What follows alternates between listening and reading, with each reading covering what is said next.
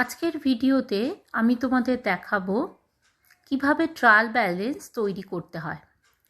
তো আমি প্রথমে তোমাদের একটা অঙ্ক দেখাচ্ছি, যে অঙ্কে কিছু ব্যালেন্স দেওয়া আছে এবং সেই ব্যালেন্সগুলোকে নিয়ে ট্রায়াল ব্যালেন্স তৈরি করতে হবে। দেখো, from the following information draw up a trial balance in the books of Haridas চাকি অ্যাজ অন 31st March 2019। এবার কতগুলো ব্যালেন্স বলে দেওয়া আছে। এবার সেই ব্যালেন্সগুলোকে নিয়ে আমাদের ট্রায়াল ব্যালেন্সটা তৈরি করতে হবে। তো আমরা কিভাবে তৈরি করব? প্রথমে আমরা হেডিংটা লিখব, in the books of Haridas Chaki trial balance as on 31st March 2019। অথবা তোমরা এভাবেও করতে পারো, ট্রায়াল ব্যালেন্স অফ হরিদাস চাকি অ্যাজ অন 31st March 2019। এইবারে দেখো আমরা কি কি কলাম করব। প্রথমে আমরা করব heads of accounts, ledger folio করব, কারণ লেজারের যে পাতা থেকে ব্যালেন্সগুলো তৈরি হচ্ছে সেই পাতার নাম্বারটা লিখতে হয়, সেই জন্য লেজার ফোলিওর জন্য একটা কলাম করব। ডেবিট ব্যালেন্সগুলো লেখার জন্য একটা কলাম থাকবে, অ্যামাউন্ট কলাম, আর ক্রেডিট ব্যালেন্সগুলো লেখার জন্য একটা অ্যামাউন্ট কলাম থাকবে। এবারে দেখো যে ব্যালেন্সগুলো দিয়েছে সেই ব্যালেন্সগুলোকে নিয়ে আমরা ট্রায়াল ব্যালেন্সটা তৈরি করছি। দেখো, ক্যাপিটাল আমরা জানি ক্রেডিট হয়, ক্রেডিট ব্যালেন্স হয়, তাহলে ক্রেডিট ব্যালেন্সের ঘরে আমরা বসিয়ে দিলাম 1,40,000। পারচেজ 36,000, পারচেজ আমরা জানি এক্সপেন্স, ডেবিট হয়, তাহলে ডেবিট ব্যালেন্সের ঘরে আমরা বসালাম 36,000।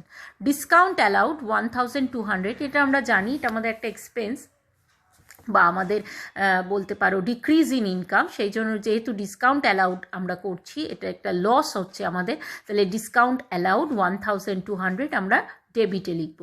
ক্যারেজ ইনওয়ার্ড, এটাও আমাদের এক্সপেন্স, তাহলে ক্যারেজ ইনওয়ার্ড এক্সপেন্স আমরা লিখে দিচ্ছি 8,700। ক্যারেজ আউটওয়ার্ডস 2,300, এটাও আমাদের এক্সপেন্স, তাহলে ক্যারেজ আউটওয়ার্ড আমরা লিখে দিলাম 2,300। এরপরে সেলস 60,000, সেলস আমরা জানি ইনকাম, ইনকাম হলে কী হয়? ক্রেডিট হয়, তাহলে সেলস দেখো আমরা ইনকামের ঘরে লিখে দিলাম 60,000। এরপর রিটার্নস ইনওয়ার্ড 300। রিটার্নস ইনওয়ার্ড মানে কি? আমি যে সেল করেছিলাম সেই সেল করা পণ্যের কিছুটা পরিমাণ ফেরত এসছে, তার মানে আমাদের এটা কি হচ্ছে? Decreasing income. তাহলে ডিক্রিজিং ইনকাম হলে কি হয়? ডিক্রিজিং ইনকাম হলে ডেবিট হয়। দেখো, রিটার্ন ইনওয়ার্ড, সেই জন্য আমরা ডেবিট করে দিয়েছি 300। এরপর রিটার্নস আউটওয়ার্ড ₹700। রিটার্নস আউটওয়ার্ড হলে কি হয়? ডিক্রিজিং এক্সপেন্স, মানে আমি যে পারচেস করেছি তার কিছুটা পরিমাণ ফেরত পাঠিয়েছি, তাহলে যতটা ফেরত পাঠিয়ে দিচ্ছি তার জন্য তো আমি আর টাকাটা দেবো না, তাহলে ডিক্রিজ অফ এক্সপেন্স হচ্ছে। তাহলে ডিক্রিজ অফ এক্সপেন্স হলে কি হয়? আমাদের ডিক্রিজ অফ এক্সপেন্স যদি হয় তাহলে আমাদের সেটা ক্রেডিট হয়, তাহলে ডিক্রিজ অফ এক্সপেন্স আমরা ক্রেডিট করে দিয়েছি। দেখো, রিটার্নস আউটওয়ার্ড আমরা ক্রেডিটের ঘরে লিখছি 700।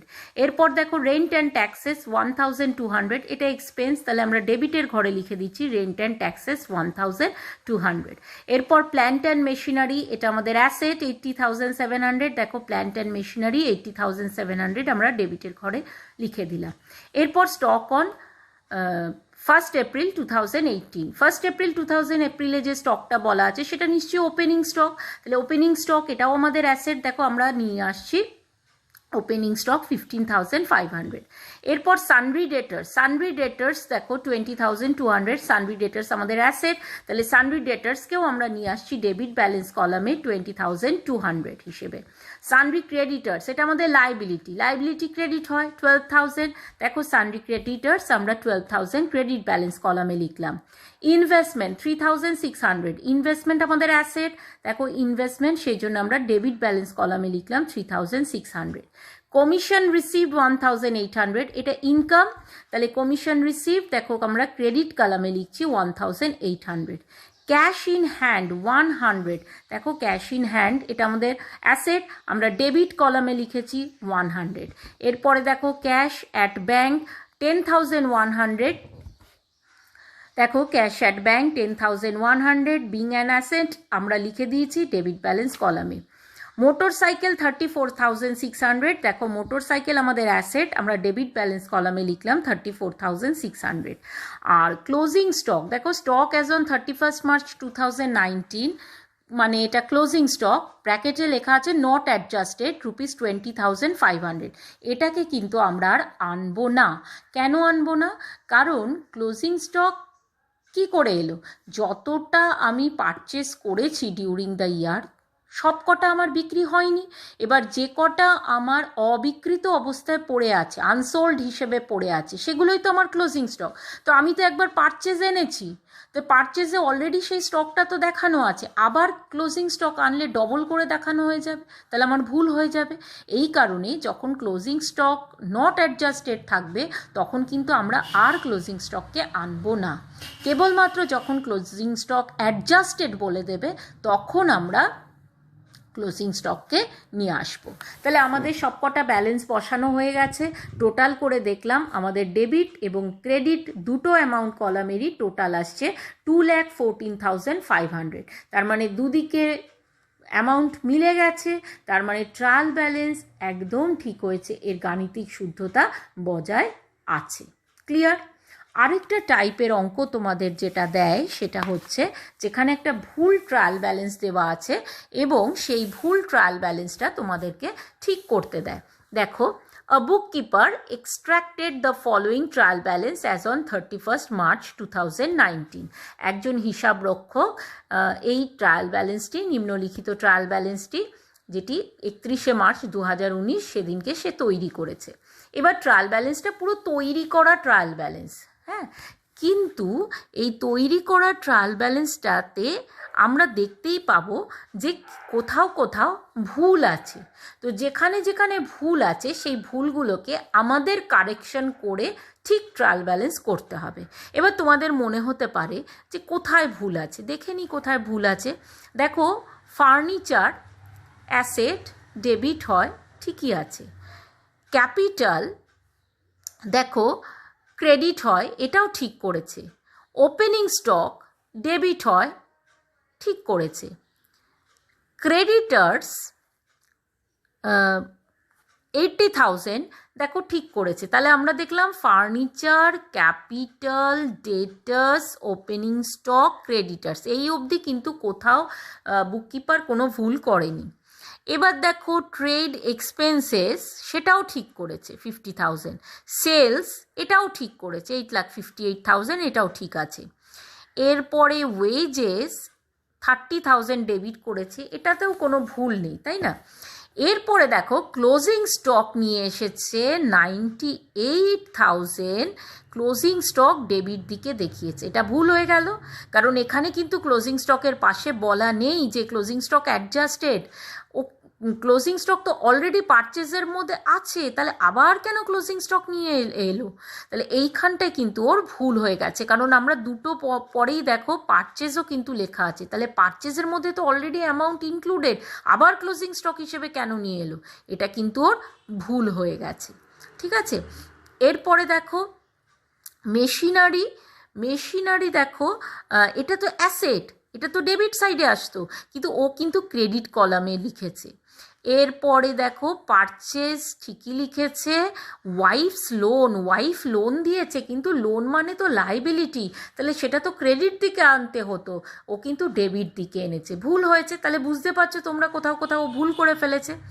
ডিসকাউন্ট অ্যালাউড এটা ডেবিট দিকে আসতে হতো, ক্রেডিট দিকে লিখেছে। ড্রয়িংস এটাও ডেবিট দিকে আসতে হতো, ক্রেডিট দিকে লিখেছে।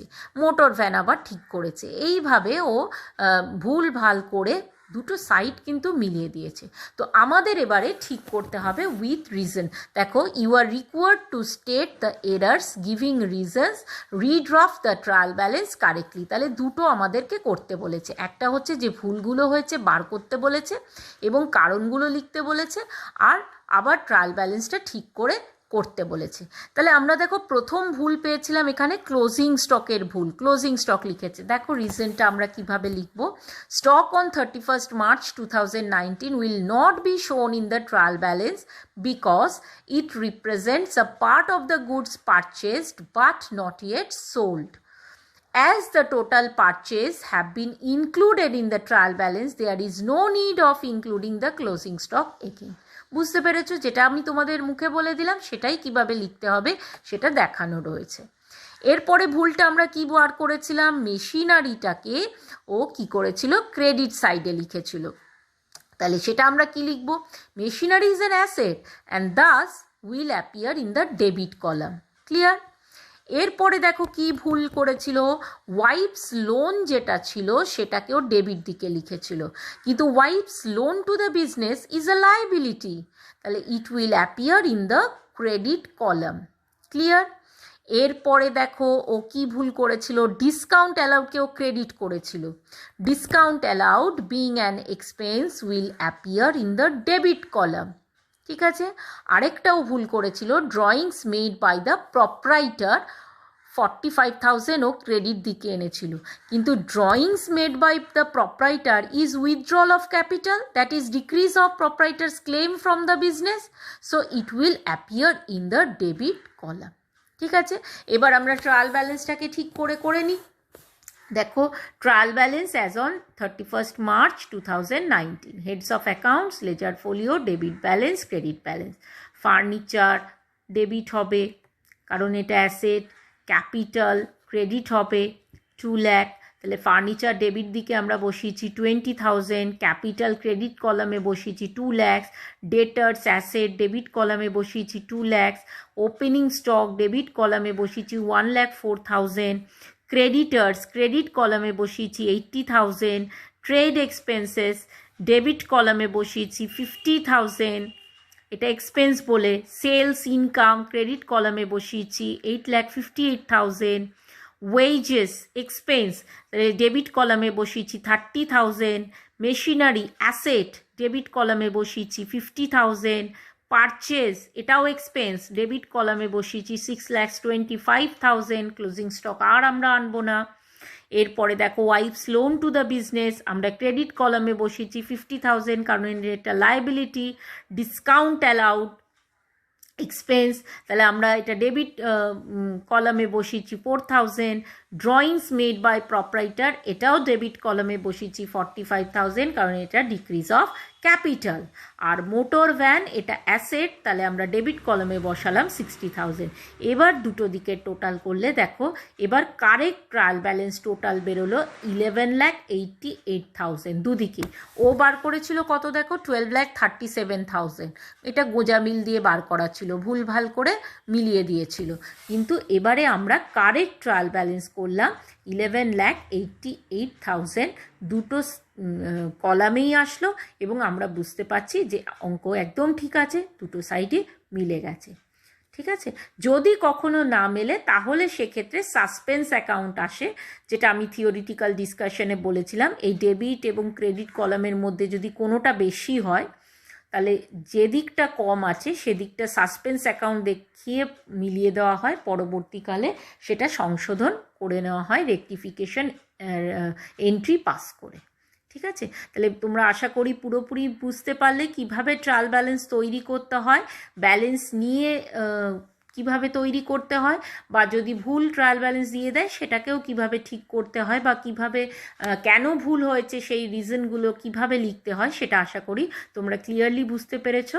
কারো যদি কোনো অসুবিধা হয় অবশ্যই আমাকে ক্লাসে জানাবে।